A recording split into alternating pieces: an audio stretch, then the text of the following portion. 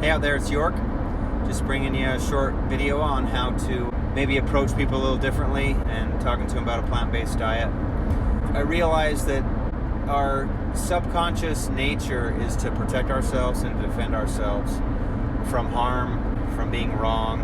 A lot of that's ego and subconscious programming. I was talking to my stepbrother, and he just is adamant that he loves and cares about animals. He is totally against factory farming, inhumane conditions in slaughterhouses, but orders a hamburger and we go to the Carl's Jr. I get the Beyond Burger and he gets a hamburger. So there's a disconnect there, and it's hard with family and friends. It's more difficult for sure than with even strangers. He does love his dog, and he's a compassionate, caring person.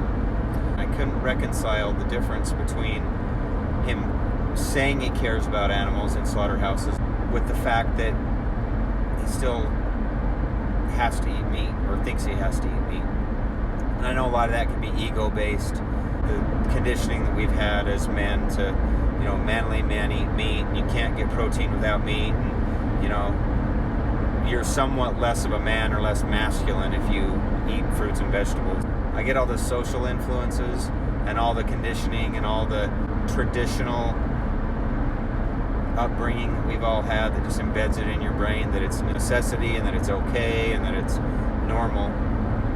But it still doesn't really jive. So why is it so hard for somebody to flip that switch? To really switch over, you have to come to grips with one very ugly truth. I was responsible personally for taking the lives of thousands and thousands of innocent animals. 45 years of eating chickens and cows and pigs.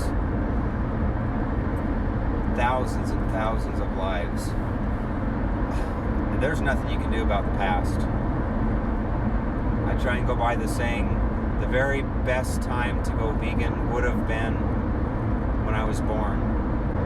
But the second best time to do it is right now.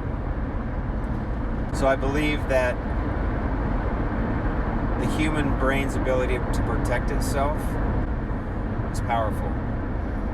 And I think that some people that are just unwilling, unable, or seem completely impossible to talk to about switching over is just their way of protecting themselves from that reality, from having to come face to face with the truth.